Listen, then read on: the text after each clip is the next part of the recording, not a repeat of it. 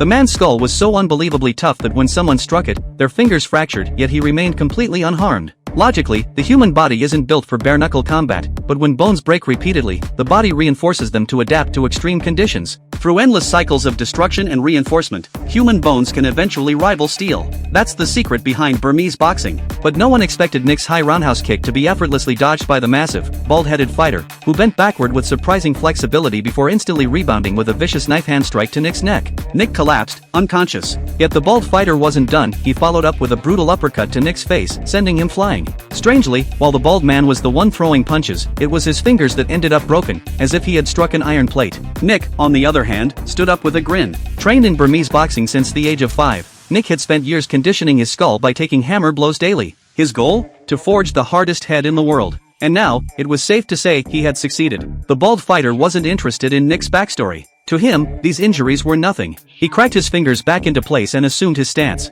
The real fight was just beginning. Nick charged, weaving past the bald man's strike and sweeping his legs out from under him. What followed was a relentless barrage of punches to the face, culminating in a final sidekick meant to end the match. But shockingly, despite the beating he had taken, the bald fighter countered with a single devastating punch that sent Nick sprawling. Then, the bald man shifted into an unnatural stance, his balance defied all logic. And that balance was tied directly to his profession. Sailors who spend too long at sea lose their equilibrium. Even on land, they still feel the ocean sway. Eventually, their bodies adapt to the waves, but at the cost of developing land sickness. To the bald fighter, solid ground was unsteady. Nick's last strike had landed on the bald man's temple. What seemed like a knockout blow only sharpened his focus. It was as if the Sea King had returned to his domain, the ocean's rhythm now guiding his movements. The bald fighter launched a ferocious assault, forcing Nick to get serious. Leaning forward, Nick coiled his body, preparing for a decisive flurry. Both men understood the next exchange would settle this. In an instant, they clashed. Nick led with a front kick to the abdomen, but the bald man caught his leg and slammed him to the ground.